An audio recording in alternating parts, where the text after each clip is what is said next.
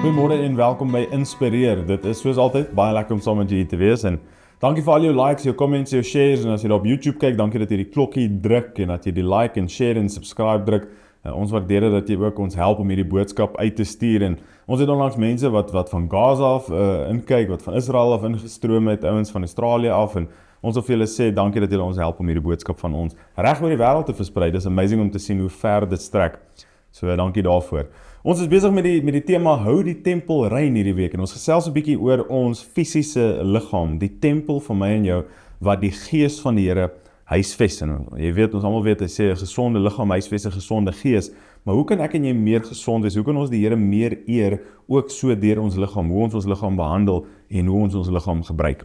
So vandag is ons daar in Romeine 12 vers 1 en dit sê, hy sê ek vermaan julle dan broeders by die ontferminge van God dat julle julle liggame stel as 'n lewende, heilige en aan God welgevallige offer.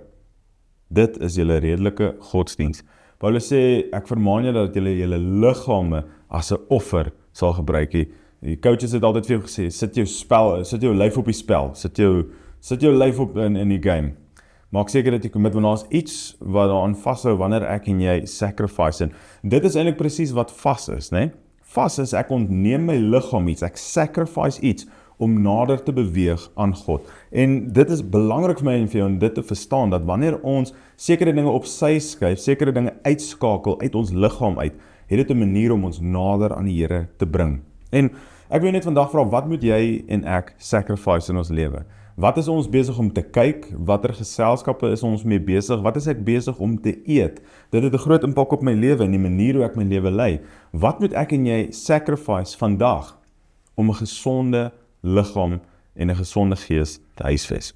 So, wat kan ek en jy, in die Engelse woord sacrifice, is maar net vir my 'n mooi woord, maar wat kan ek en jy vandag sacrifice? En terwyl ek hierdie vir jou sê, besef ek dat daar's dinge wat ek nog kan opgee, dinge wat ek kan sacrifice. En ek glo daar waar jy is vandag, weet jy dit ook. En ek bid dat die Here ons die krag sal gee, om te kan sê, Here, ek is klaar met hierdie goed, ek gee hierdie op, ek is klaar om elke dag van my lewe gemorskos te eet. Ek begin kyk na my gesondheid, ek drink water, ek hou op om net Coke te drink. En net dit maar alles net voorbeelde, maar hoe kan ek en jy 'n gesonde liggaam hê? Wat kan ons sacrifice om seker te maak dat ons die Here kan verheerlik in en deur hierdie liggaam van ons ook? Dat wanneer mense na ons kyk, dat hulle inspirasie uit ons lewe uit kan tap, in steede van oordeel. Kom ons bid saam. Here, ons sê vir U dankie, weer eens vir hierdie liggaam van ons. Dankie dat U deur die Gees ons vandag kom wys, wat ons moet opgee, wat ons moet prys gee, wat ons van ontslae moet raak. Here, en ons sê vir U dankie dat U ons ook die krag gee vandag, om dit af te lê, om weg te doen met dit, om sodoende gesond te kan wees, Here. Ons sê vir U dankie daarvoor, dankie vir daai krag, dankie vir daai sterkte, in Jesus naam, amen.